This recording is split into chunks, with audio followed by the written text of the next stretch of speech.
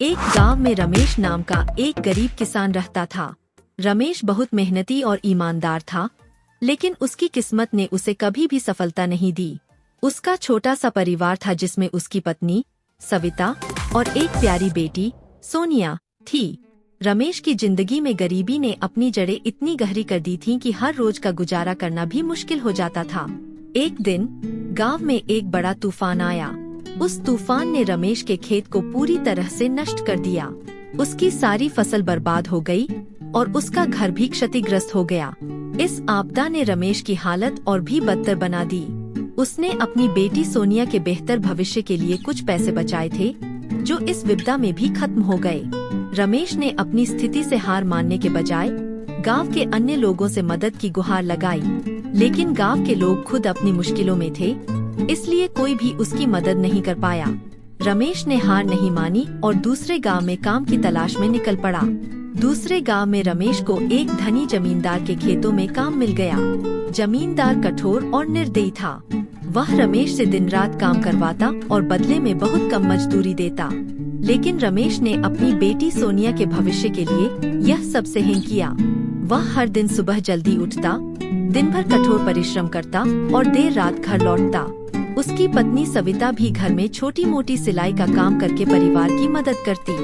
एक दिन रमेश काम पर जाने के लिए तैयार हो रहा था कि अचानक उसकी तबीयत बिगड़ गई।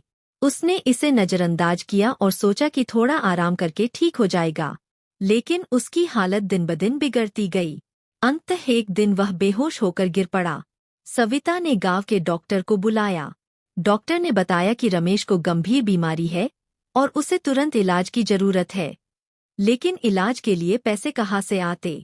सविता ने अपने गहने बेच दिए और कुछ पैसे जुटाए। उसने रमेश का इलाज करवाया, लेकिन वह बीमारी से पूरी तरह उबर नहीं पाया। अब रमेश की हालत इतनी खराब हो चुकी थी कि वह काम करने में असमर्थ था। परिवार की आर्थिक स्थिति और भी दयनीय हो गई। सोनिया अब बड़ी हो रही थी और उसे पढ़ाई के लिए भी पैसे चाहिए थे।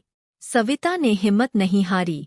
उसने अपने हुनर का उपयोग करते हुए गांव में एक छोटा सिलाई केंद्र खोला। वह दिन रात मेहनत करती और धीरे धीरे उसका काम चल निकला। सोनिया भी अपनी माँ की मदद करती और अपनी पढ़ाई में भी मन लगाती। सविता ने अपनी मेहनत और संकल्प से अपनी बेटी को एक अच्छे स्कूल में दाखिला दिलवाया। कुछ साल बाद सोनिया ने अपनी पढ़ाई पूरी की और एक अच्छी नौकरी प्राप्त की। उसने अपने माता पिता की मेहनत और संघर्ष का फल दिया। वह अपने माता पिता को अपने साथ शहर ले गई और उन्हें एक बेहतर जीवन दिया। इस कहानी से यह सीखने को मिलता है कि चाहे कितनी भी मुसीबतें क्यों न आए, हमें अपने संकल्प और मेहनत से हार नहीं माननी चाहिए। संघर्ष और कठिनाइयों के बाद ही सफलता की राह मिलती है। रमेश और सविता की कहानी हमें यह सिखाती है कि जीवन में कितनी भी कठिनाइयां क्यों न आए, हमें अपने परिवार और अपने सपनों के लिए हमेशा संघर्ष करते रहना चाहिए।